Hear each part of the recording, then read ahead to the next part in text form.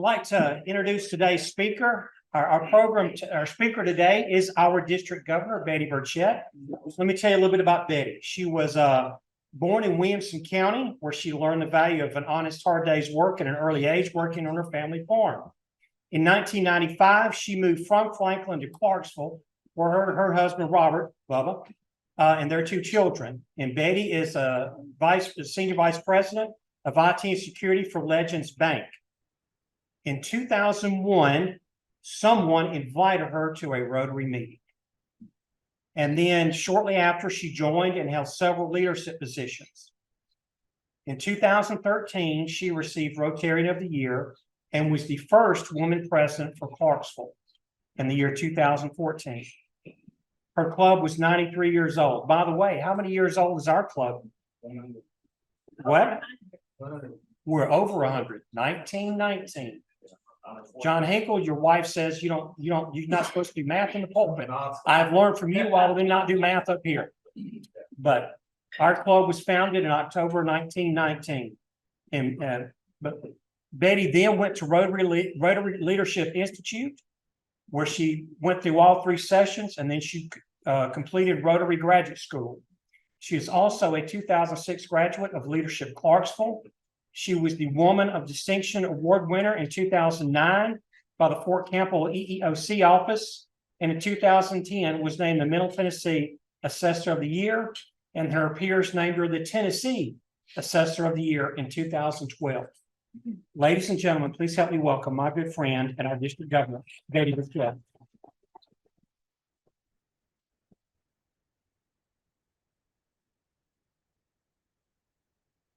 That's not my phone. Can y'all hear me? This is kind of different. Okay. I have a monotone voice, so sometimes it's hard to hear me. And I always look at my husband. I told him the other day, I said, you always look my phone. So then the next meeting, I looked at him, he was laughing, and I was like, is my zipper down? Why is he laughing? So he tries to give me encouragement. But thank you so much. And gosh, to be here with 5 Paul Harris Fellows presentations, that's incredible. And I appreciate what you do. And Phil's right. And I'll get to this in my speech, but so many people don't give to the foundation. I was shocked. But part of my high-paying volunteer job as district governor is to relay to you the message from Gordon McAnally, who's our international president. He and Heather are great people, fun-loving. Phil, you probably got to meet him at Zone. We get Gordon out on the dance floor, and he's just a hoot. But they're lots of fun. He's I always want to say orthopedic surgeon, but he's a dental surgeon. And his wife is an opera singer. So they're enjoying traveling all over the world right now. But his initiatives this year, he wants to bring peace to the world. He wants to accelerate the completion of polio. He's going to continue the Empowering Girls Initiative. And he's very passionate about mental health and peace. Gordon's theme this year is to create hope in the world. And as I started thinking about that, we learned the theme in January when we go to International Assembly, where we learn how to be district governors. And I started thinking about, how do we create hope in the world? Well, I went out to the Rotary International website and I found all these names that describe Rotarians: helping hands, opportunity builders, problem solvers, engaged leaders. And it really made me proud to be a part of a group of people that had the same value system, that have all these qualities, which is something Rotarians do every single day. So as he announced his Create Hope in the World, he talked about the Rotary mission statement, which is: together we see a world where people unite to take action to create lasting change across the globe, in our communities and in ourselves. So how do we create hope? I first started by asking myself why I joined Rotary and why do I stay in Rotary? Well, as Phil talked about, I joined Rotary because somebody unexpected asked me. I go across the district and everybody's saying, we're trying to recover from COVID. We need members. I think we forget to ask. And I'm the world's worst. I'll get in the car and go, that person would be great Rotarian. I should have asked them to have lunch with me. And that's all we have to do. Glenn Vanderford, some of you I'm sure know, said that's been the most expensive lunch he's ever gone to. But just asking somebody to come have lunch with you. And once they see the great value system and what the difference we make in our communities, people always want to be a part. And I joined because somebody asked me to, and that's what we need to do. But what I've found is that there's a direct relationship between community service and membership. Our club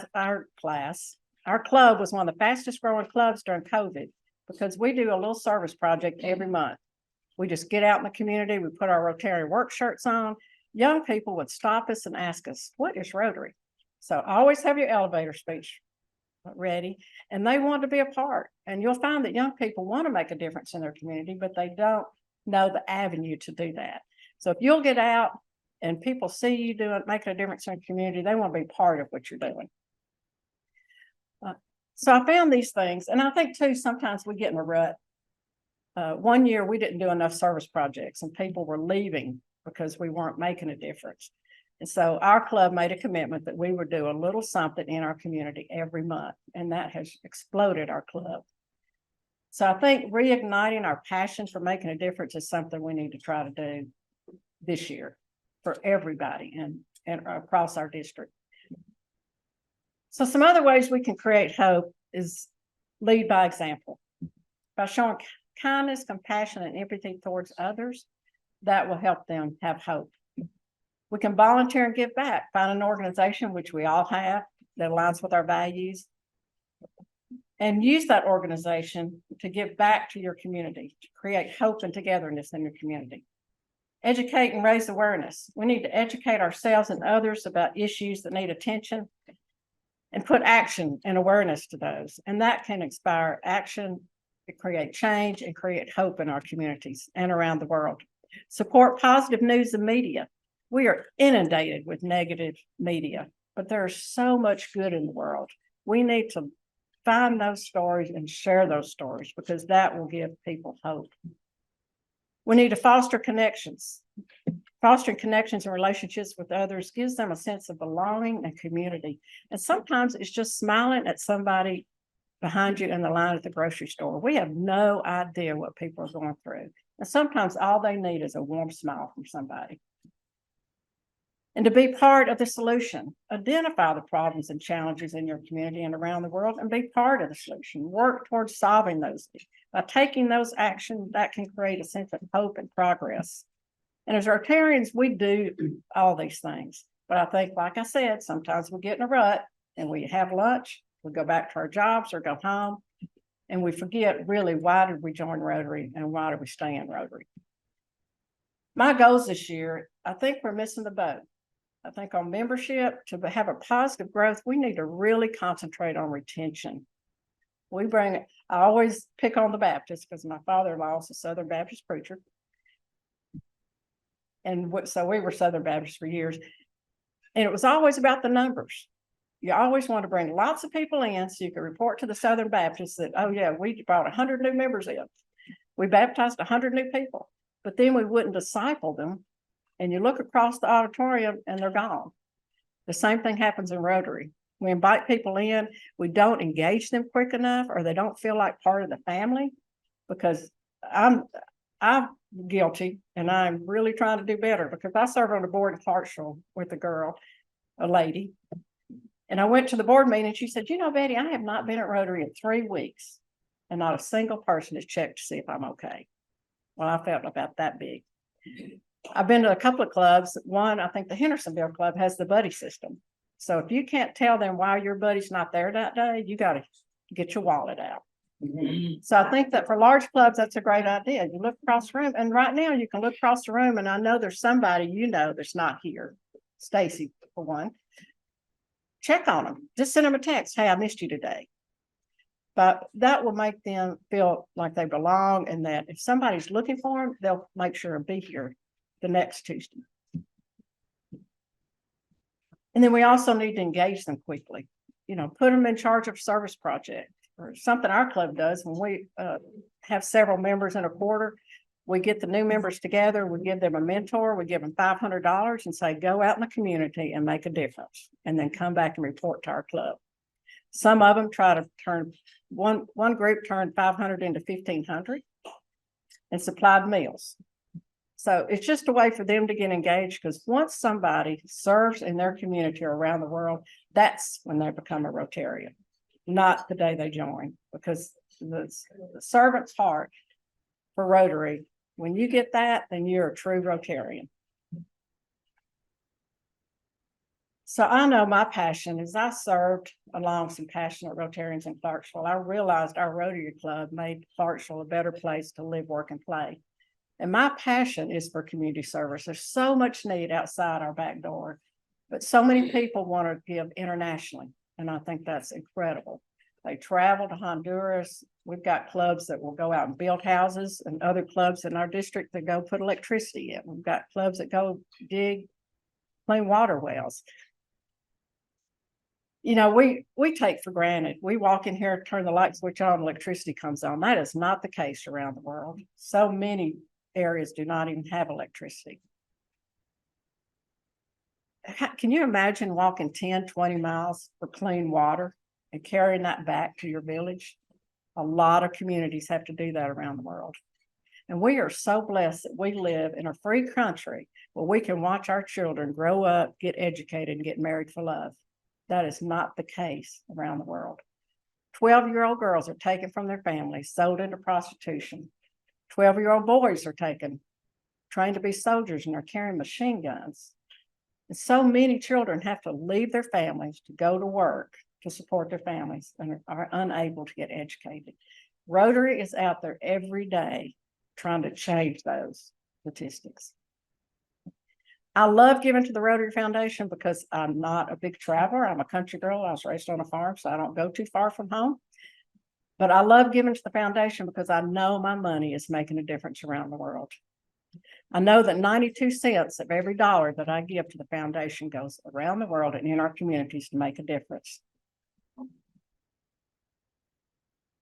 You know, and Phil talked about it a little bit. Charity Navigator gives our foundation 4-star rating. And that's a company that will evaluate nonprofits. And because of the way our trustees in Evanston handle our money, we get a 4-star. So I know I work hard for my money. I want to know where it's going and it's making a difference. But when I was in Orlando in January, the CFO over the foundation came and he said there are over 1 million people, Rotarians, that have never given to the foundation. So my hope and prayer this year is that every Rotarian in our district gives at least $25 to the foundation. It's a great start. We got to start somewhere. You just got to get in the habit of giving. Because last year, Rotary gave over $8 million to countries that were devastated by earthquakes, tsunamis, hurricanes. We gave over $4 million to Ukraine to help that Rotary Club make a difference. And if you already give to the foundation, I would love for you to consider being a Paul Harris Society member. It's $84 a month. You go in, you tell them go online, they automatically take it out of your account every month. You don't have to worry about it. It's $2.74 a day. I know Eddie came last year and said, it's a Coke and a candy bar. I have yet to get him to tell me where he shops because I've never been able to buy a Coke and a candy bar for $2.74. But Rotary could not continue doing the good work around the world without us supporting the Rotary Foundation. And I thank you for those that are Paul Harris Fellow members. I thank you for your support and your giving. Gordon's emphasis on the sense of urgency for our clubs to realize Rotary's vision for a polio-free world. He said, this is a time for us to go beyond what's necessary year to year and make sure we provide every resource necessary to succeed as quickly as possible. You know, I always hear that polio is just a plane ride away. You saw we have 7 cases in Afghanistan and Pakistan. We live in a military town in Clarksville, Tennessee, and we have soldiers over there. If they were to bring polio back to the States and one of my grandchildren got it, that paralyzing disease, I would be devastated. And I read just last night that if we had a polio outbreak, we'd have over 10,000 cases in a year. That's a lot. and it affects children more than it does adults. So just imagine it coming back. We've got to get that completed. And to get that completed, we have to continue raising $50 million a day to get the Bill and Melinda Gates Foundation match. I say 50 million a day. He's making a sign at me a year, 50 million a year. And the pinky finger donut is a great way to do that because it does turn in. Your $25 can turn into $111, I think, by the time we have all the matching. So it's a great way. But did you know that Franklin Delano Roosevelt contracted polio when he was 35? And he created the Infantile Foundation for Infantile Paralysis. And from that became the March of Dimes. And the dimes in that is because it was during the Depression and they knew everybody could give at least a dime. Hence, I'm asking for $25. Because when that campaign was over, they had 2,680,000 dimes during the Depression, $268,000. And that was the money that they used to create the polio vaccine. So again, only 1 in 12 members give to the polio eradication program, and only 1 in 5 clubs. I know I'm preaching to the choir because I know this club's already put a bunch of cash in for polio, and I appreciate that. I sat at a really good table today. So it's important that we need to get this finished because, I want to get it completed because there are other really great needs around the world. Clean water, things that Rotary can take under their wing and get done that a lot of groups cannot get done. Rotary's respected all over the world because, one, we don't affiliate ourselves religiously, we don't affiliate ourselves politically, and when there's a disaster around the world, a lot of Rotary is they're invited in as quickly as the Red Cross. We take in shelter boxes, we take in water, food. We are there on the ground to help. And our district, just for your knowledge, and I pray that nothing ever happens in this area, but we have a district disaster relief fund that if something happens, you can apply for a grant. And that's how we got the money to do the Waverly food distribution after their flood. And you can also become a member of the Polio Society. Eddie started that last year. It's just a pledge of $100 a year to polio, and you become a member of the Polio Society, and you get a little red pen. I was really proud of Eddie because Rotary International picked that up, and now they are doing it internationally, and they have their own pen, but we're going to stick with the pen Eddie did for our district because we started it. We were the first. So that's a great way to be recognized as someone that gives to polio and to help us eradicate this paralyzing disease. Our goal this year is to restore hope, to help the world from destructive conflict, and in turn to help achieve lasting change in ourselves. Gordon's story behind creating hope in the world with an emphasis on mental health was a personal one. When I went to Orlando to International Assembly, he came out to speak, to give us his theme. And he showed some pictures of his best friend. They were growing up together, getting educated, riding bikes, going fishing, went to college. He became a technology provider. Gordon became a dental surgeon. And his best friend moved to London. Well, he had a conference in San Diego, California. He went in his room and shot himself, leaving behind his wife and children. At the end of Gordon's speech, he showed a big picture and he said, "My best friend was Ian, my brother, and I had no idea the struggles that he was dealing with." And COVID-19, that pandemic, just exuberated the crisis of loneliness and depression. Our children lost their educational developmental paths. Many of us lost family members. We've lost our social networks. I went to a meeting the other day. We're trying to get a mental health awareness group together in our community. Tennessee is 4th in the 50 states in loneliness and depression. So we've got a lot of work to do. And there's so many people think it's a weakness to ask for help, and that is so far from the truth. It takes courage to ask for help and courage to continue the path of healing. You know, Rotary needs to be known as an organization that takes care of its members and those we serve. Hence, look around, somebody's not here, send them a text, check on them, see how they're doing. Because any mental health professional can tell you that by helping others, we essentially help ourselves. You know, our own family dealt with depression, and had I known the signs of depression, I could have saved my family a lot of heartache. When my husband lost his mother, my children's grandmother, my daughter thought she lost her only confidant, the only person that actually got her, understood her. So just imagine your 16-year-old daughter looking you in the eyes and saying, "Mom, I need help." I immediately put her in the car. We headed to Nashville, called our physician. He sent us to Nashville Christian. Upon arriving, they took my daughter, left me in the waiting room by myself. An hour later, they came back and said, "We're keeping your daughter because she's a danger to herself." You could have knocked me over with a feather. I went out to the parking lot. I was crying so hard I had to call my husband to come get me. And no mother should ever feel what I felt that day. The failure I felt like. Not knowing the signs, not seeing the signs, the drugs and alcohol she was using to kill the pain. She was there for 9 days. We never got to see her or talk to her. They'd call us and say, "Hey, bring clean clothes. Can you bring some more Bibles?" I think over the 9 days, we sent 12, 15 Bibles. She was witnessing to those people in the clinic. Well, now I know she was helping herself more than she was helping them, because we help ourselves by helping others. Well, she came home, and it's been a long road, but we thank God every day she had the courage to ask for help. And we are so proud of her, because now she has a therapy business in Cool Springs and uses her experiences to make a difference in people's lives every day. So we've been blessed. So this year, as I go across the district, I'm asking people to join me in becoming a human lighthouse. Just make a difference in somebody's life every day.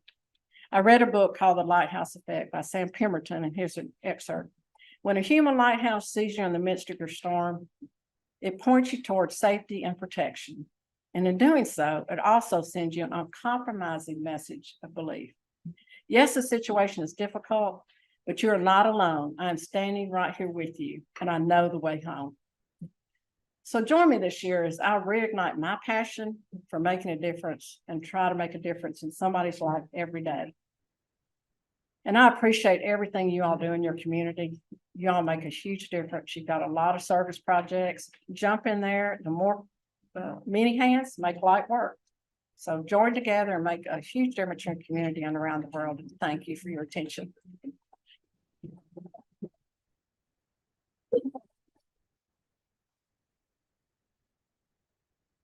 Anybody have any questions for Betty real quick? Anything? If y'all will bear with me while I read something, I think you'll understand why, or at least I hope so. We live in a wonderful world and in a great nation. Our blessings are almost unlimited. We are continually reminded that all we hold dear could vanish like the chaff before the wind. And if we are to have a better world, we must understand one another and help one another. Rotary exists to serve others. Its motto is service above self. Rotary was founded because one man was lonely. Now we need no longer be lonely anywhere in the free world. There are others, men of goodwill, Rotarians, who seek to understand us and help us just as we seek to understand and help them. We are daily reminded of world problems: poverty, disease, dictatorship, communism, war, sorrow, cruelty, unequal distribution of wealth, lack of opportunity, and so on ad infinitum. The opportunity for service to mankind is unlimited. Rotarians believe there will be a greater tomorrow for all mankind, and we are working to that end. Anybody know who said those words? George DeHoff Sr., your father, said those words October 1969 on our club's 50th anniversary. You are a member of one of this state's oldest Rotary clubs. I congratulate you for that. I appreciate y'all being here. I also appreciate y'all putting up with my mistakes today. But it is a lot of fun being up here in front of all of you. And Betty's right. we do need to reach out to each other and check on each other. Because in the day, that's what we have is each other. Folks, I appreciate you being here. Betty, thank you once again. And to our guests, thank y'all for coming. And that's all for today. Thank y'all very much.